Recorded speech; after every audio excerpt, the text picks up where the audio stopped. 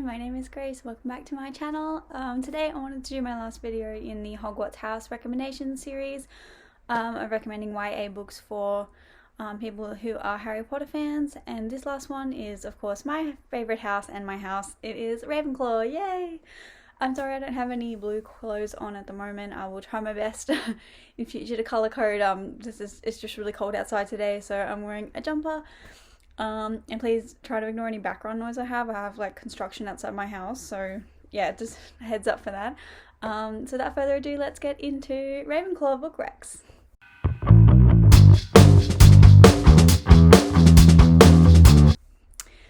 Okay, so on Harry Potter Wiki, it says that Ravenclaws possess the trait of cleverness, wisdom, wit, intellectual ability and creativity. So the limited exposure that we do see in the Harry Potter movies particularly and the books, we only really see two examples of Ravenclaw that I can recall off the top of my head, and that is Cho Chang and Luna Lovegood. So I think Cho Chang represents more of the intellectual side of Ravenclaw in a sense that like textbook smartness in that way, so that's the stereotype, but that's not necessarily what all Ravenclaws strive to embody in their intelligence. And there's also a Luna Lovegood type of side which I adore in a Ravenclaw myself, and that is someone who is like intelligent in a creative way, and in a way that they are so open-minded and their thinking is so neurodivergent in a way. Like, does that make sense? So yeah, I like Ravenclaws like that. I love hanging out with people who are like different-minded to me and think differently than me. I like to have interesting conversations, and personally, I think the Ravenclaws and Slytherins are often like a great friendship pair and the most interesting type of people I have met in my life personally. So let's get into the book recs. This one is pretty self-explanatory. I think a lot of people would understand why it would be a Ravenclaw recommended book. However, I would recommend it for anyone regardless of their house. Obviously, it is a good YA series, and that is The Raven Cycle. By Maggie Stiefvater. I always pronounce her last name wrong, so I apologise if it is wrong. But this is a great series. I really enjoyed reading them. I think there are 4 books in the series, and they follow Blue. She is a young girl living in a house full of like the other females in her family. I think she's got 2 aunts living with her and her mom. It's like a guy called Gansey, who's the other main character, and he and his friend group go to this really fancy school in their town. So there's like a really rich like private boys school in their town, and they go there and they meet Blue trying to figure out this mystery of awakening this old of Welsh folklore.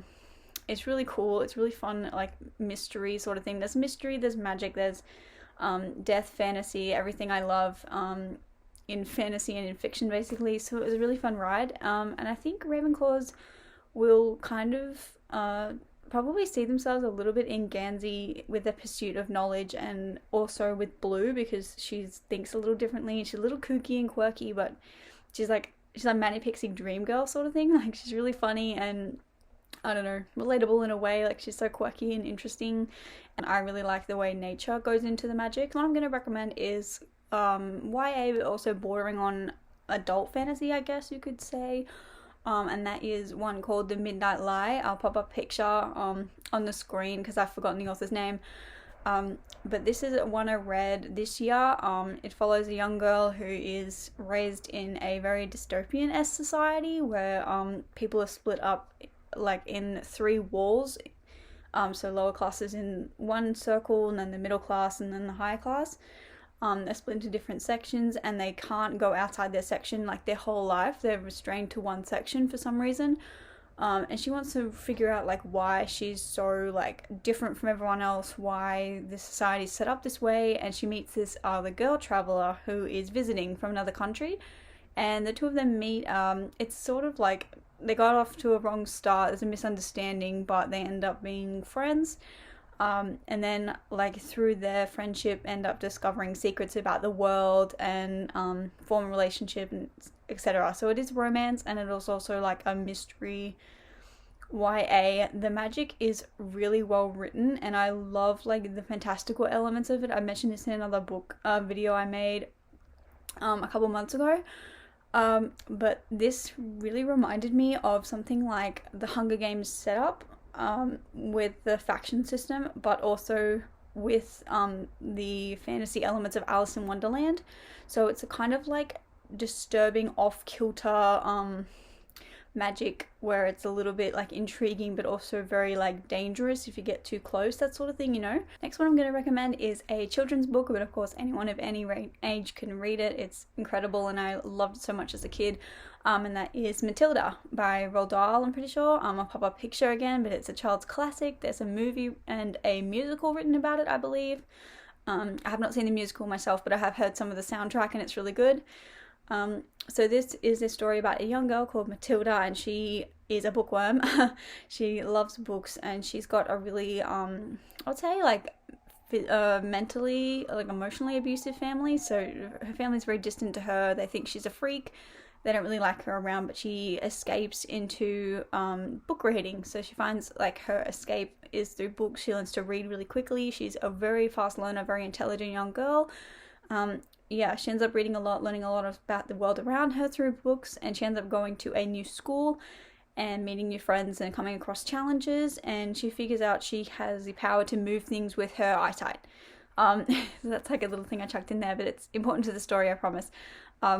Yeah, so it's like a whole adventure going through school as like a middle schooler, and she's also got like these powers, and she meets this really adorable English teacher called Miss Honey, who helps her through a lot of her trials and tribulations and such, and the dealings with her family and things like that. A lot of people will relate to having like an English teacher mentor in their life, and also like having a love for books is something that a lot of people relate to. So what I'm going to talk about is one that I personally wasn't a big fan of, but I think a lot of people might like it. This is sort of borderline for me because I feel like a lot of Slytherins and Gryffindors could also like this book as much as a Ravenclaw could, but in different ways, if that makes sense.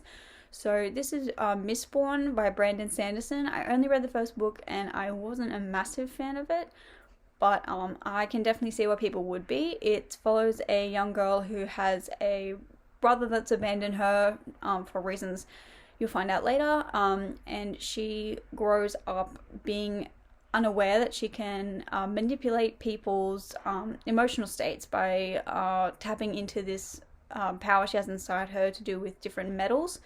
So that's the magic system in this book. It's quite fascinating and very unique. I haven't really thought about it that often, about like, wow, if you can have like elements in your body that you can manipulate like Avatar, but like it's metal. I wasn't so sure about it going in, but I think it kind of worked.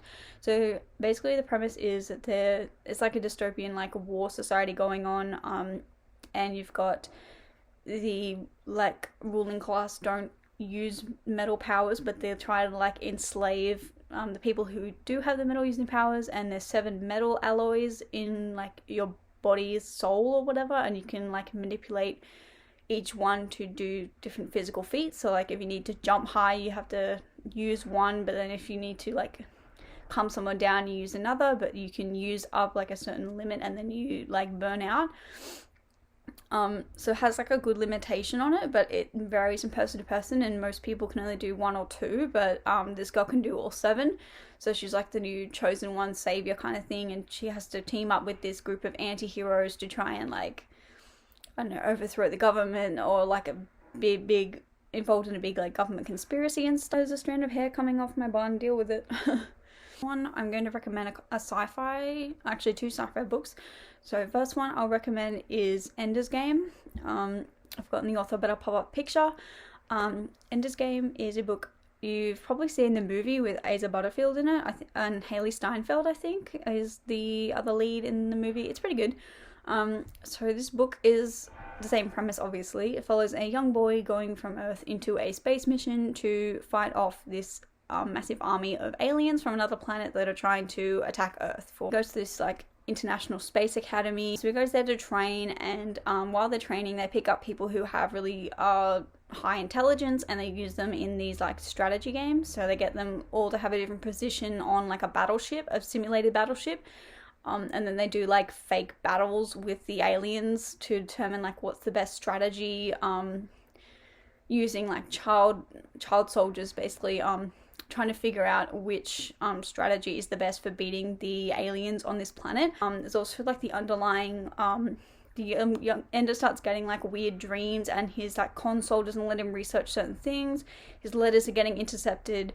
like there's all sorts of stuff going on, and it's like this internal conspiracy against the people running the space program, and like why they're doing these things, you know, why are they using child soldiers, why are they simulating trying to take over this planet, and he ends up getting like all these confused feelings, and it ends up being like such a big overwhelming like conspiracy deal. And add on to that, I've got 2 other sci-fis. I thought I was going to add one, but I'll just add both while I'm here.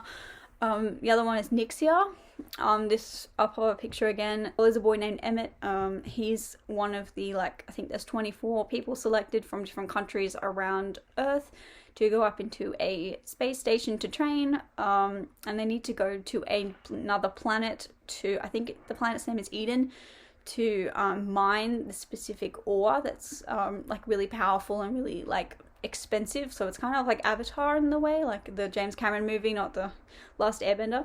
But they need to mine for this like really rich ore that it's worth a lot of money. So they train these kids and they offer them like tons and tons of money to be able to go and have to compete. So like only the top like 10 get to go or something like that. So it's like a big race. And then along the way, another team gets added in, and then like they're competing against team versus team, and then trying to best each other and controlling this matter like through mind manipulation and stuff. That was pretty cool. I liked it. I think it will work as like Ravenclaw, as in like the political intrigue as well. That really interests me. And the world itself, like learning about the world and the space and how different things work, is really interesting. And Emmett's a really good character for me. I really enjoyed reading about Emmett. I will be reading the second one shortly, so might do a video if this gets enough comments, but it probably won't, so we'll see. The last sci-fi book I want to recommend is one that I really enjoyed, and that is Illuminati. Sorry about the shine. Illuminati by J. Kristoff and Amy Kaufman. This is Aussie authors, so I'm gonna give a shout out to them when I can. Is a sci-fi book. I know it looks thick, but a lot of it is like pictures and diagrams and stuff, so it's a really fast read if you get stuck in. This is a book following a couple of teens stuck on a spaceship, an illegal mining colony planet. So this like planet is illegal, it's not under the Federation or whatever, so they get in big trouble when they're caught, and another company comes down to basically killing everyone on the planet, and the survivors are fleeing in a spaceship to get to the next gateway portal so they can portal back to their like home core system so they can escape. So this company's chasing them and on their tail, and they're running out of provisions, and like they've got the survivors, and the spaceship is like on its last legs. It's not doing that great, and there's a race to the portal, and the other ship's trying to catch up, and there's also this massive like mysterious virus outbreak that's going throughout the entire ship and like clearing out people, so everyone's really worried, and like it starts this big like moral argument of what to do. Like, should we quarantine people? Well, you know, when should we give up? When should we send people out? What do we do about this other spaceship? And then caught up in all that is a couple of teenagers who meet through this online chat room, and they end up like trying to work together to save as many people as possible, and trying to get the ship to last until they get to the portal gateway so they can portal away. Yeah, like I said, there's a lot of cool diagrams in here about the spaceships, a lot of interesting moral arguments to think about. There's really funny comedy, and the romance is good. It's really fun, and I really liked it. There's 3 books in the series, and I have read all 3. Let me know if you want to do a review on them. I can definitely do that, because I really enjoyed them. Yeah, but all in all, this is really fun, and don't be daunted by the size. You'll fly through if you like sci-fi and you want like it's like kind of like Die Hard in space, I guess. So if you want to read like Die Hard type YA book in space, definitely pick this up. So the last 2 I'll specifically recommend for Ravenclaws are fairy tales and fairy tale retellings. So there are a couple I would like to recommend for this. The first one is a classic, and that is Alice in Wonderland by Lewis Carroll. This is a children's story if you have not heard of it and been living under a rock for like half a century. This is about a girl called Alice. She's very dreamy, very out there, quirky, outgoing. Like, she doesn't fit into like society's roles for her at the time. She's a bit like out there and wants to dream about a better world and a place that she wants to hang out when in her like downtime. You know, she dreams up these wonderful places, ends up finding herself in another reality called Wonderland. So it's like basically like a, I don't know, like Tim Burton on drugs. Like, it's crazy. It's got the Cheshire Cat you've heard of, the Mad Hatter, you know, with the Tea Party. It's got the Queen of Hearts, you know, all sorts of deals. So she has to travel through this world while everything is changing behind her. Everything manipulates itself around her expectations and denies her expectations. There's a lot of like deception and lying. You can't trust anything or anyone you're around. Yeah, there's like a drink and food that makes you big and small, you know, like size proportions is whack. People don't behave the way they normally do. You know, it's very like topsy-turvy, unexpected, but super fun to read. The one I will recommend is not specifically the story, although you can. It's Peter Pan, the play by J.M. Barrie, and the Disney film Peter Pan. So you can look up either of those. I would not specifically recommend for the Ravenclaw. I'm not sure why. I don't know if it's a Ravenclaw specific type story, but if you want something which is a bit of a retelling, definitely look up Straight On Till Morning by Liz Braswell. So this is a Disney sanctioned retelling of the story in book form.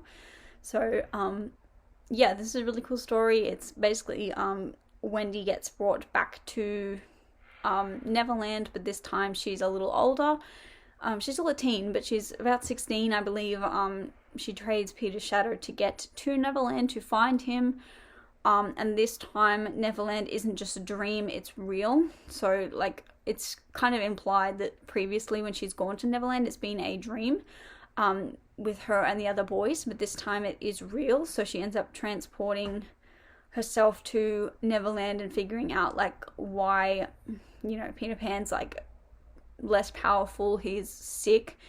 Tinkerbell is acting odd, she doesn't really know what's going on, you know, everyone's a little weird and like everything is off kilter. And as like an adult, upcoming adult, she starts to see like things she didn't notice before about Neverland and starts to figure out her role in the story and kind of empowering herself as well. She has this like really interesting not only dynamic with Peter and the boys and such, but also like her dynamic with Neverland. She as a storyteller, she is able to like manipulate the physical world of Neverland. So if she like dreams up a river, there's just a river there now. Like a lot of backstory given into like the fairy lore part of the island and that kind of stuff. So if you're into that and you want to hear like a retelling, it's super fun.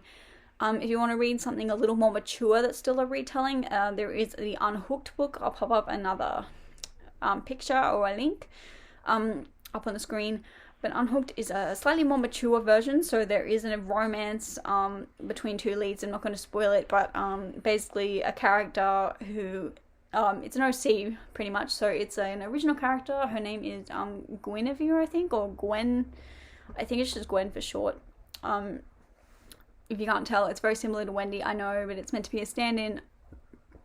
And she gets taken to Neverland because she blew out a fairy light. Stupid decision. Never seen a horror movie before. But whatever. So she blows out a light in her new apartment and she gets transported to Neverland, but it's not the one she thought it would be. So it's very dark. There's a lot of stuff going on. You know, the fairies aren't nice. They're definitely not nice. They're like kind of like the monkey things from Wizard of Oz. If you've seen Wizard of Oz, the big like winged monkey things, that's what the fairies are now. They're called the Dark Ones, so a little scary. If anyone's seen Once Upon a Time, the ABC show, if you've seen season 3 of that book, that Neverland feels very similar to the Unhooked Neverland, but the Unhooked one's a little darker than that. So, like, a lot of things are different, you know. Peter Pan's not who he says he is. He's lying about a lot of things. He's deceptive. Yeah, like, Skull Island is, like, an orphanage, basically. Kind of like, I don't know how to explain it. Hook is a war veteran, and he's, like, younger, very much younger. Similar age to Gwen, but he's lying too, so no one really, like, owns up to anyone and everyone's suspicious, and her best friend and her get caught up in all the drama and, you know, the romance, the intrigue, you know, the island's falling apart, everyone's dying everywhere. So it's really cool, and I actually enjoyed it. I thought it was fine, and I will do a review shortly about it. Thank you very much for watching. That was all I will say on Ravenclaws. If you'd like to add any other recommendations, I would read them down below in the comments, and if you want a part 2 for any of the houses, I will definitely do it. These are just some of the ones I thought were basic start-offs, and then if we want another video or some more recs, I'll definitely do that. Alright, thank you very much for watching, guys. If you liked the video, comment, like, and subscribe, and I will see you in the next one. Bye!